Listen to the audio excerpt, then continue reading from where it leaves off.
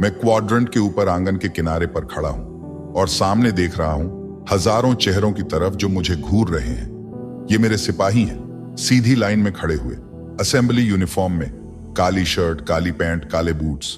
कोई बंदूक नहीं, बाएं हाथ की मुट्ठी उनके दिलों पर रखी हुई। मैं पूरी कोशिश करता हूं कि मैं उस काम पर ध्यान दूं जो अभी मेरे सामने है, लेकिन फिर भी मेरी जेब में रखी वो नोटबुक जिसकी आकृति मेरी टांग से लग रही है, मुझे उसके राज्यों से बेचैन कर रही है। मैं खुद को महसूस नहीं कर पा रहा। मेरे ख्याल उन शब्दों में उलझे हुए हैं जो मेरे नहीं हैं। अपने दिमाग को साफ करने के लिए मैं एक गहरी सांस लेता हूं, अपनी मुट्ठी को भींचता और फिर ढीला करता हूं। सेक्टर 45, मैं बोलता हूं, माइक्रोफोनिक मेज के चौकोर हिस्से में सीधे बोलते हुए। वे तुरंत हिलते हैं, अपना बायां हाथ नीचे कर लेते हैं और उसकी जगह दाहिनी मुट्ठी अपने सीने पर रख लेते हैं। आज हमें बहुत सी जरूरी बातें करनी है, मैं उन्हें बताता हूं, जिसमें से पहली तो साफ दिखाई दे रही है। मैं अपनी बांह की ओर इशारा करता हूं। उनके चेहरे पर फैले नकली, बिना किसी भावना वाले हाव भावों को पढ़ता हूं। उनके गद्दार ख्याल साफ दिखाई दे रहे हैं। वे मुझे एक पागल बच्चे से ज्यादा कुछ नहीं समझते। वे मेरा सम्मान नहीं करते। वे मुझसे वफादार नहीं हैं। वे निराश हैं कि मैं अभी भी उनके सामने जिंदा खड़ा हूं। गुस्से में हैं, घिन से भरे हुए कि मैं इस घाव से मरा नहीं। लेकिन वे मुझसे डरते हैं और मुझे सिर्फ इतना ही चाहिए। मुझे चोट लगी, मैं कहता हूं, जब मैं हमारे 2 भगोड़े सैनिकों का पीछा कर रहा था। प्राइवेट एडम केंट और प्राइवेट केंजी किशिमोतो ने मिलकर हमारी सबसे नई ट्रांसफर और सेक्टर 45 की सबसे महत्वपूर्ण संपत्ति जूलियट फेरर्स को अगवा करने की कोशिश की। उन पर यह आरोप है कि उन्होंने मिस फेरर्स को उसकी इच्छा के विरुद्ध जबरदस्ती पकड़ कर रखा। लेकिन सबसे जरूरी बात यह है कि उन्हें द रीएस्टैब्लिशमेंट के खिलाफ देशद्रोह का दोषी पाया गया है।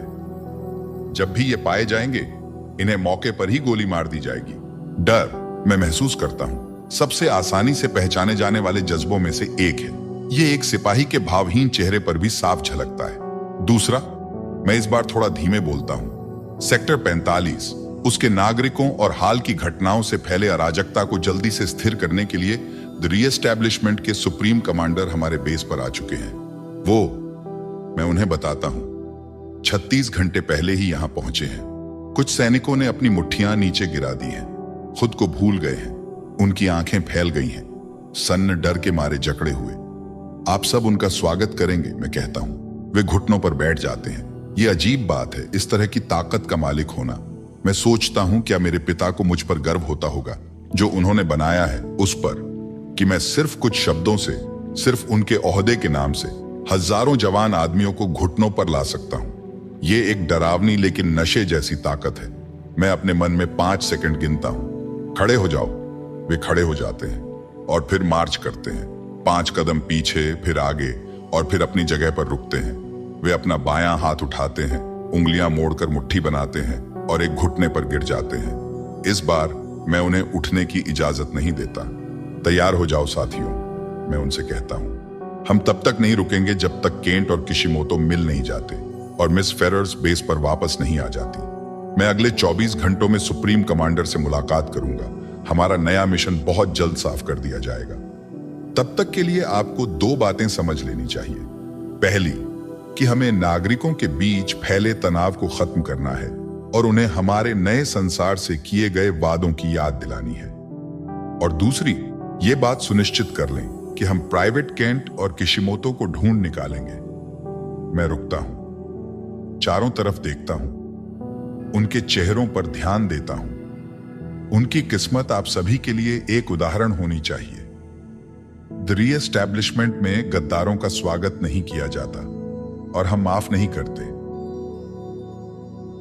मेरे पिता के आदमियों में से एक मेरे दरवाजे के बाहर मेरा इंतजार कर रहा है। मैं उसकी ओर एक नजर डालता हूं, लेकिन इतना नहीं कि उसके चेहरे की पहचान कर सकूं। अपना काम बताओ सिपाही। सर, वह कहता है, मुझे यह सूचित करने का आदेश मिला है कि सुप्रीम कमांडर ने आपको आज रात 2000 घंटे पर अपने क्वार्टर्स में डिनर के लिए बुलाया है। तुम्हारा संदेश मिल गया, मैं कहता हूं और अपना दरवाजा खोलने की कोशिश करता हूं। वह आगे बढ़ता है, मेरा रास्ता रोक देता है। मैं उसकी ओर घूमता हूं। वह मुझसे 1 फुट से भी कम दूरी पर खड़ा है। यह एक तरह की साफ बेअदबी है। ऐसा आत्मविश्वास तो डेलालियो को भी नहीं होता।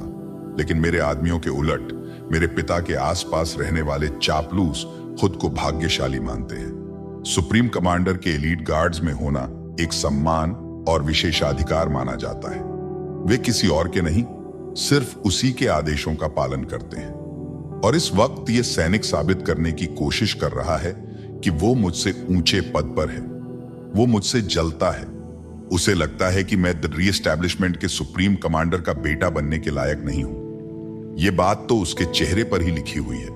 मुझे अपनी हंसी रोकनी पड़ती है जब मैं उसकी ठंडी ग्रे आंखों और उसकी आत्मा में बसे कालेपन को देखता हूं। उसने अपनी कमीज की बाहें कोहनियों के ऊपर तक चढ़ा रखी हैं। उसके सैन्य टैटू साफ साफ दिख रहे हैं। उसकी दोनों बाहों पर बनी काली स्याही की गोल गोल पट्टियां लाल, हरे और नीले रंग से हाईलाइट की गई हैं, जो यह दिखाती हैं कि वह एक बहुत ऊंचे दर्जे का सैनिक है। यह एक बीमार करने वाला ब्रांडिंग रिवाज है जिसका हिस्सा बनने से मैं हमेशा इनकार करता रहा हूं। सिपाही अब भी मुझे घूरे जा रहा है। मैं उसकी तरफ सिर झुकाता हूं, अपनी भौहें ऊपर उठाता हूं। मुझे यह आदेश मिला है। वह कहता है कि मैं इस निमंत्रण की मौखिक स्वीकृति का इंतजार करूं। मैं एक पल रुककर अपने विकल्पों पर सोचता हूं, जो कि कोई है ही नहीं। मैं इस दुनिया के बाकी कठपुतलियों की तरह अपने पिता की मर्जी के सामने पूरी तरह झुका हुआ हूं।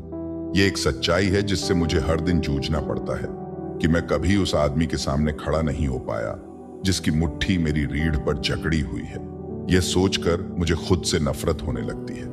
मैं फिर उस सिपाही की आंखों में देखता हूं और एक पल को सोचता हूं कि क्या उसका कोई नाम है, लेकिन फिर एहसास होता है कि मुझे इससे कोई फर्क नहीं पड़ता। मान लिया जाए कि निमंत्रण स्वीकार कर लिया गया है।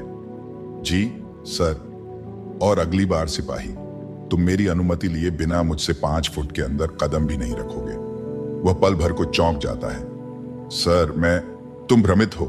मैं उसे बीच में ही रोक देता हूं। तुम मानते हो कि सुप्रीम कमांडर के साथ काम करने से तुम्हें उन नियमों से छूट मिल जाती है जो बाकी सैनिकों पर लागू होते हैं। यहां तुम गलत हो।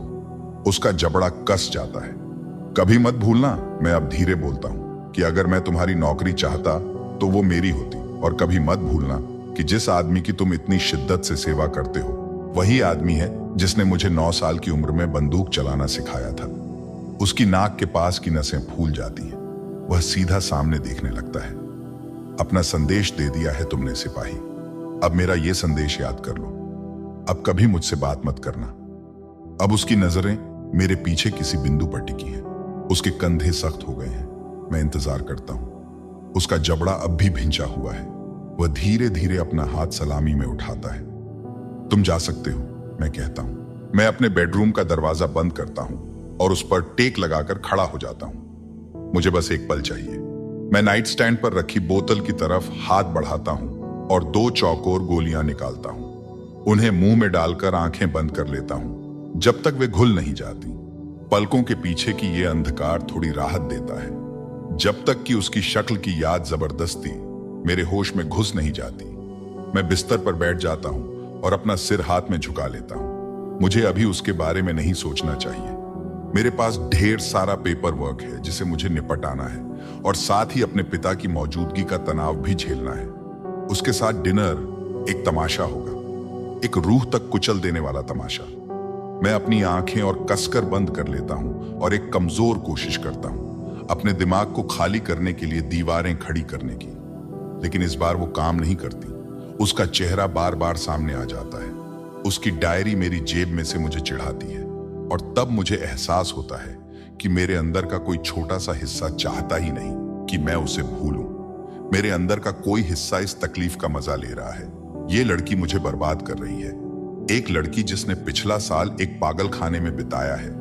एक लड़की जो मुझे किस करने पर मुझे गोली मारने की कोशिश करेगी। एक लड़की जो मुझसे बचने के लिए किसी और के साथ भाग गई। जाहिर सी बात है कि मुझे ऐसी ही लड़की से प्यार होना था। मैं अपना एक हाथ मुंह पर रख लेता हूं। मैं अपना दिमागी संतुलन खो रहा हूं। मैं अपने बूट्स उतारता हूं, खुद को खींचकर बिस्तर पर लिटा देता हूं और अपना सिर पीछे रखे तकियों पर गिरा देता हूं। वो यहां सोई थी, मैं सोचता हूं। वो मेरे बिस्तर पर सोई थी। वो यहीं जागी थी। वो यहीं थी और मैंने उसे जाने दिया। मैं नाकाम रहा। मैं उसे खो चुका हूं। मुझे एहसास तक नहीं होता कि मैंने उसकी डायरी जेब से निकाल ली है, जब तक कि वह मेरे चेहरे के सामने नहीं होती। मैं उसे घूरता हूं, उसके पुराने धुंधले कवर को देखने की कोशिश करता हूं। ये समझने के लिए कि उसने ये डायरी कहां से हासिल की होगी। जरूर कहीं से चुराई होगी, मगर कहां से, ये सोच भी नहीं पाता। इतनी सारी बातें हैं जो मैं उससे पूछना चाहता हूं, इतनी सारी बातें हैं जो मैं उससे कहना चाहता हूं, लेकिन उसकी डायरी खोलने के अलावा मैं कुछ नहीं करता और पढ़ता हूं। कभी कभी मैं अपनी आंखें बंद करती हूं और इन दीवारों को किसी और रंग में रंग देती हूं। मैं कल्पना करती हूं कि मैंने गर्म मोजे पहन रखे हैं और किसी आग के पास बैठी हूं। मैं सोचती हूं कि किसी ने मुझे एक किताब दी है, एक कहानी जो मुझे मेरे अपने दिमाग के जुल्म से दूर ले जाए। मैं कोई और बन जाना चाहती हूं, किसी और जगह, किसी और चीज के साथ जो मेरे दिमाग को भर दे। मैं दौड़ना चाहती हूं, हवा को महसूस करना चाहती हूं जो मेरे बालों को खींचे।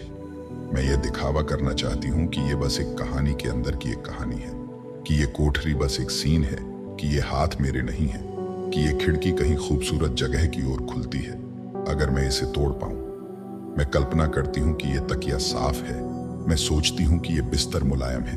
मैं कल्पना करती हूं, बार बार कल्पना करती हूं, जब तक कि मेरी पलकों के पीछे की दुनिया इतनी जबरदस्त और खूबसूरत नहीं बन जाती कि मैं उसे सहन नहीं कर पाती।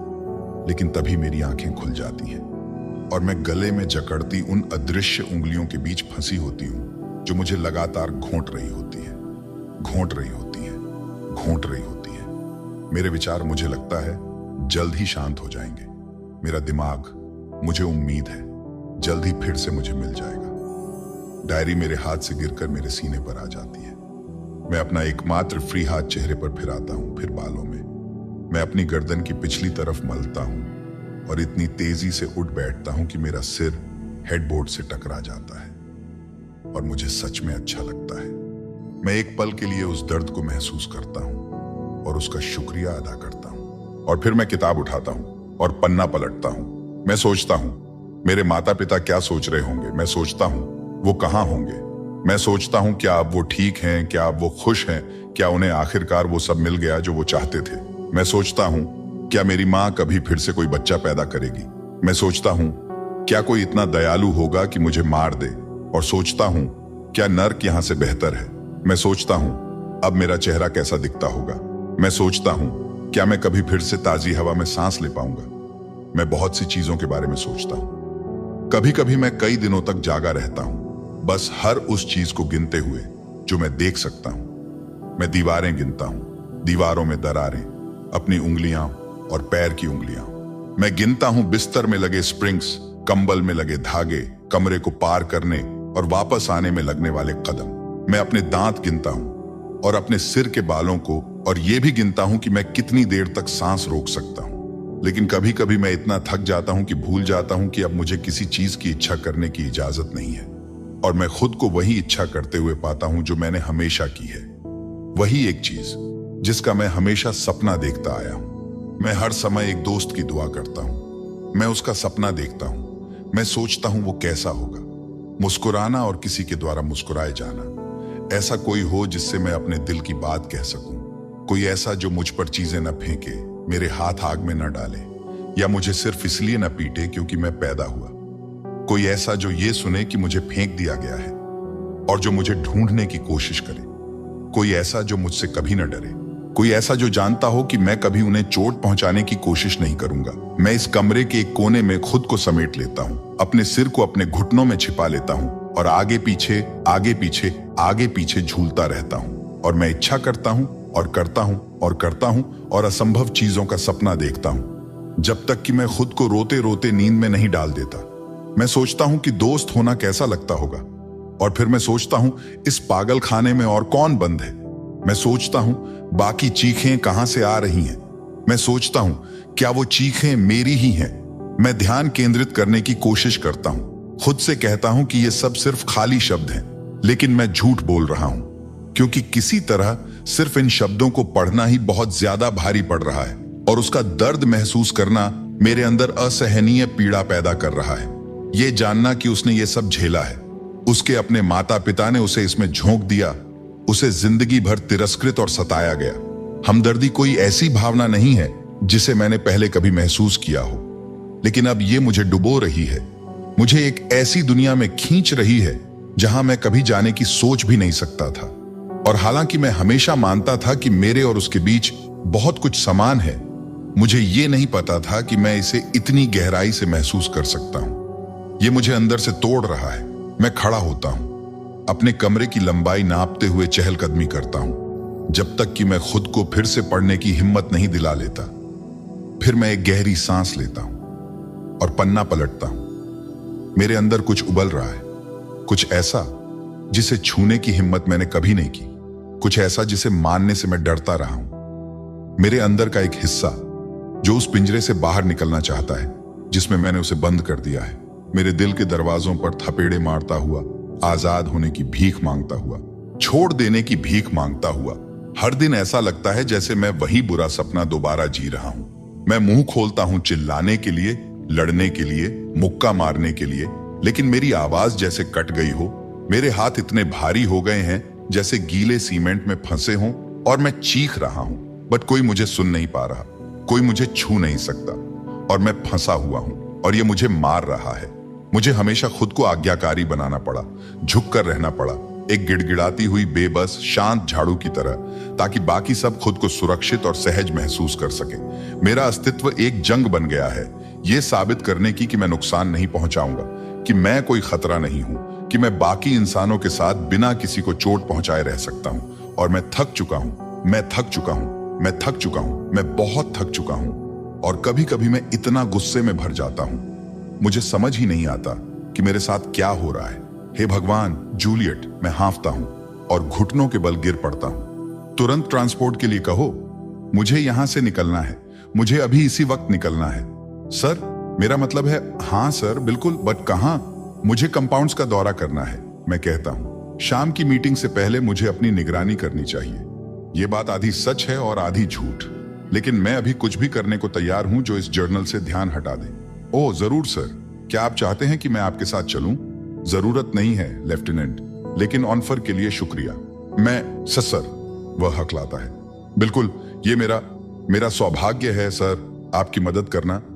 हे भगवान, लगता है मैं अपना होश खो बैठा हूं। मैंने शायद बेचारे डेलालियू को हार्ट अटैक दे दिया है। मैं 10 मिनट में जाने के लिए तैयार हो जाऊंगा। मैं उसे बीच में ही रोक देता हूं। वो हकलाते हुए चुप हो जाता है, फिर कहता है, जी सर, शुक्रिया सर। मैं अपनी मुट्ठी को अपने मुंह पर दबा रहा हूं जैसे ही कॉल डिस्कनेक्ट होती है।